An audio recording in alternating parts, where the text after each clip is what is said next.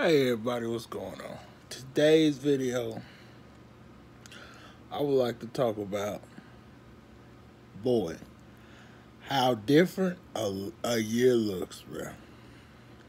Okay, so let's start off around this time before the NFL draft. And let's talk about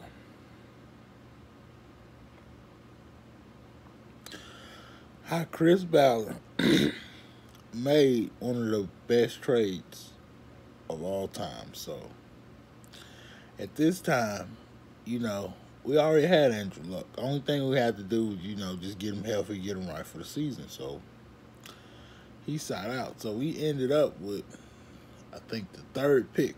If I'm not mistaken, third pick. So, Chris Ballard, he calls up the Jets and he says, hey, man, well, the Jets call him up and say, hey, man, we was thinking about moving up to 3, but...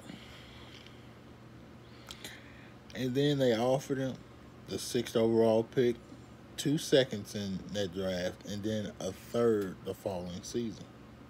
I mean, a third second in the following season. So, Chris Ballard done like anybody else would do is say, hey, thank you.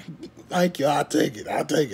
Thank you. So, we go into the draft. So, we have a few players that we're targeting. Some people, few people, I want Saquon Barkley. Some of our fan bases want Saquon Barkley. Some of the people in our fan base is wanting Bradley Chubb, which I kind of fell for that too. Going after a player like Bradley Chubb too, but it was an easy decision to make when we got to 6 because Bradley Chubb, he went off the board right before our pick, and the Giants, it's 2, took Saquon Barkley. So,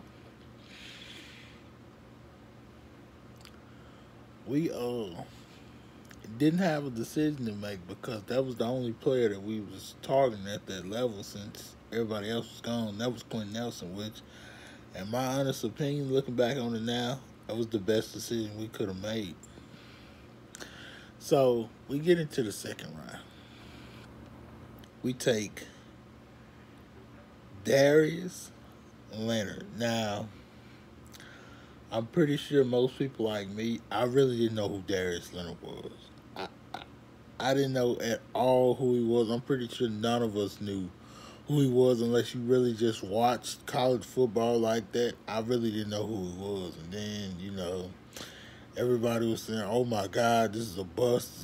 Well, not a bust, but, it was an overdraft. So I'm thinking, man, what really happened? And then we hear the name called Braden Smith. So I'm like, oh, okay. Braden Smith. And then everybody was like, oh yeah, he'd be a good guard for y'all. Y'all got 2 guards now. So I was thinking, wow, that offensive line is really fixed now. But what we all didn't know is that our first 3 picks will be like game-changing cornerstone picks for us to come in the next season. We now one of us knew that because we knew, okay, Quentin Nelson, yeah, he's going to be solid. We knew Braden Smith, he could be. We knew Quentin Nelson, he was going to be good, but we didn't think he was going to be that good. How he came in his first season, we didn't think he was going to be that good. Quentin Nelson, I thought that Quentin Nelson was just going to be a good guard, but man, he's right now competing to be the number 1 guard. So,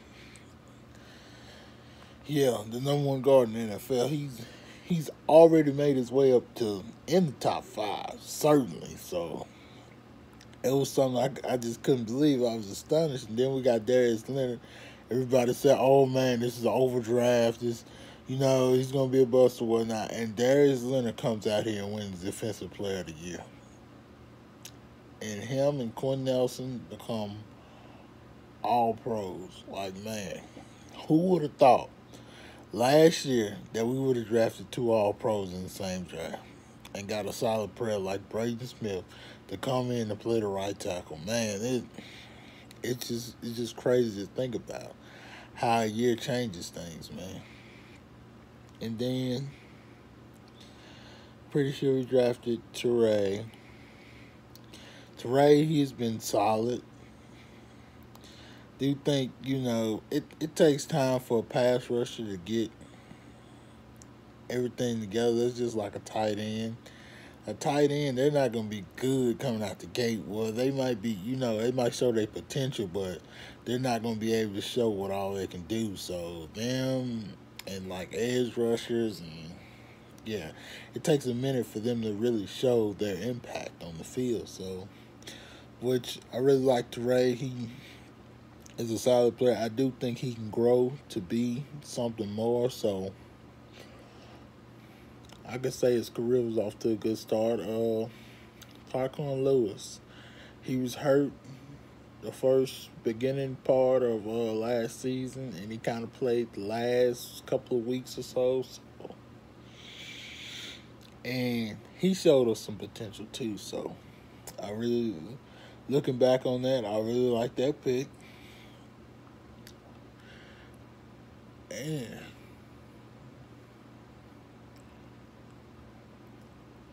let me just go. Deon Cain, we haven't seen him play yet, so we'll most likely get to see him play this year.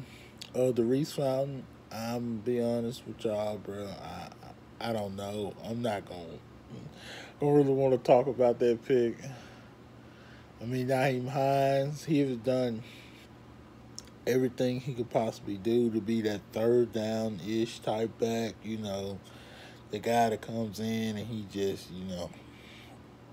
gives you this amount of workload or whatnot, or, make catches out of the backfield, does stuff ridiculous. He did one play against the Houston Texans. He did go up and get it on the Honey Badger, which is kind of funny because the Honey Badger was so pissed off. So that was one of my favorite moments from him of the season. And then, I'm really drawing a blank. Then we got Jordan Wilkerson, he played pretty solid when we called on him. He did have a couple, rookie mistakes, but that's understandable because you're a rookie. You're not gonna know, He almost cost us a game, but at that point I was a little pissed. But I understand. You're gonna make mistakes when you're a rookie. So, wow,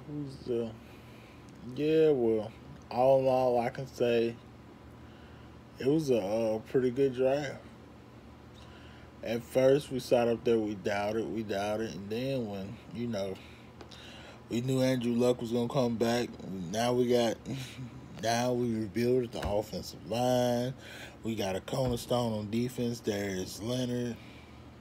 Man, it's just crazy what a year can do to your franchise or whatnot.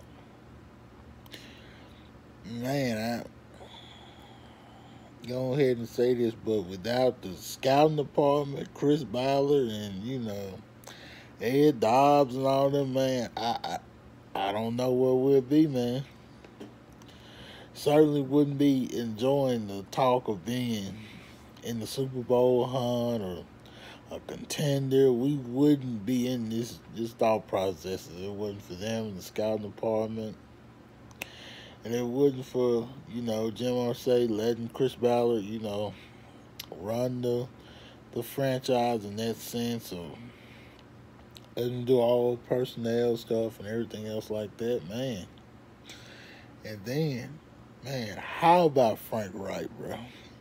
It's not much to really say about him because his stuff speaks for himself already, man. It's just what he has done for this team is just speaks volumes to everything, man. I just couldn't believe it.